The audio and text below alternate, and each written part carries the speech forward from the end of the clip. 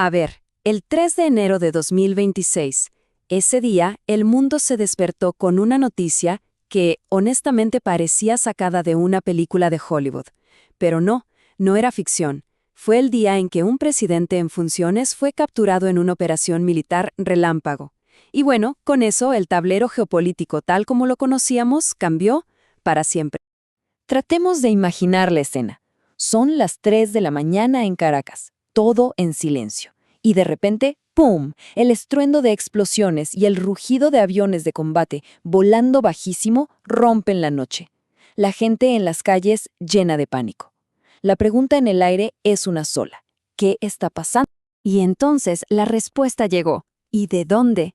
El mundo entero quedó paralizado. Desde los Estados Unidos, el presidente Donald Trump lanza un mensaje que confirma lo que parecía imposible, que una operación encubierta de altísimo riesgo estaba en marcha, y que su objetivo, el presidente de Venezuela, había sido, y cito, neutralizado. Claro, la respuesta desde Venezuela no se hizo esperar, pero en lugar de aclarar las cosas, solo generó más confusión. La vicepresidenta Delcy Rodríguez aparece en televisión nacional. ¿Se la ve? Tensa. Su mensaje es una mezcla de desafío, pero también de desesperación, y deja en el aire la pregunta que todos se hacían. ¿Dónde está el presidente? Bueno, para entender realmente cómo se llegó a este punto, tenemos que meternos de lleno en la operación. ¿Cómo se planifica y ejecuta un ataque de esta magnitud? O sea, con esa precisión casi quirúrgica. Miren, esto no fue un ataque al azar, para nada. Fue una operación de una precisión increíble, ejecutada por algunas de las fuerzas especiales de élite, incluyendo la Delta Force de Estados Unidos. Y aquí se ve clarísimo. Los objetivos fueron seleccionados a dedo para básicamente decapitar al régimen en una sola noche. Hablamos del cuartel general militar, la base aérea táctica, el puerto más importante, todo neutralizado en cuestión de horas para que no hubiera ninguna posibilidad de respuesta. Ahora, la gran pregunta es, ¿cómo un país llega a este punto de quiebre? Porque, seamos claros, una operación así no pasa de la noche a la mañana. Para entenderlo de verdad, hay que retroceder un poco y ver la década de crisis que fue, digamos, la crónica de una intervención anunciada. Y es que el costo humano de esta crisis es simplemente desgarrador. Estamos hablando de más de 7 millones de personas. Pensemos en esa cifra por un segundo. Es casi una cuarta parte de la población del país. Gente obligada a dejarlo todo, sus casas, sus familias, su vida. Un éxodo masivo que no solo devastó a Venezuela por dentro, sino que generó una onda expansiva de inestabilidad en toda la región. Y como podemos ver aquí, el colapso no fue solo económico, que ya es decir bastante. Fue un desmantelamiento sistemático de las instituciones democráticas. El Consejo Nacional Electoral, el Tribunal Supremo de Justicia, todas las piezas que se supone que deben funcionar como un contrapeso al poder, fueron o controladas o simplemente ignoradas. El país quedó, en la práctica, sin defensas institucionales. Entonces, con la vía diplomática prácticamente agotada, la presión empezó a subir de nivel. Y es aquí donde entra en escena la operación Lanza del Sur, que fue una campaña muy metódica, tanto militar como legal, diseñada para ir cercando al régimen poco a poco. Fijémonos en esta línea de tiempo, porque muestra la escalada de forma muy clara. Todo arranca con una simple advertencia de viaje en mayo, algo que podría parecer menor, pero para septiembre ya estamos hablando de ataques letales en el mar. En noviembre, el espacio aéreo venezolano queda prácticamente cerrado. Y la cosa no para ahí. En diciembre, a días del asalto final, la CIA ejecuta su primer ataque en tierra. La soga, como se dice, se estaba apretando cada vez más. Pero ojo, que la presión no era solo militar. También se jugó muy fuerte en el plano psicológico.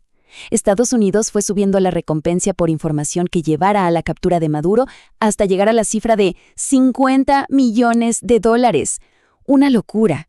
El objetivo era claro: sembrar la duda, la desconfianza y, ¿por qué no?, la traición dentro de su círculo más cercano.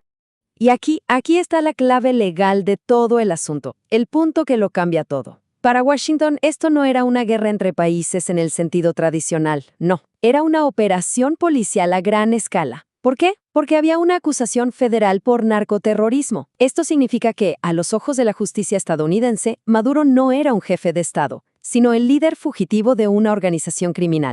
Y justo aquí la historia nos regala un giro de guión, uno bastante irónico. Apenas unas horas antes del ataque, en plena víspera de Año Nuevo, Maduro sale en televisión ofreciendo diálogo con Estados Unidos. Pero claro, para ese momento ya era muy tarde. La maquinaria de la operación ya estaba en movimiento y era imposible detenerla. Como era de esperarse, la noticia de la captura cayó como una bomba en todo el planeta. La comunidad internacional se partió en dos, con posturas totalmente opuestas, dibujando una nueva línea divisoria en el mapa geopolítico. La reacción fue inmediata y muy visceral. Por un lado, tenías al llamado Bloque de la Libertad, con Estados Unidos y Argentina a la cabeza, celebrando la operación como un nuevo amanecer para la democracia. Y por el otro, el Bloque de la Soberanía, con Rusia, China e Irán, denunciándola como agresión armada y terrorismo de Estado. Dos visiones del mundo completamente enfrentadas. Ahora, hay que decir que una acción así tiene un precedente muy claro. Hay que recordar lo que pasó en 1989 en Panamá con la captura de Manuel Noriega. El libreto es muy parecido.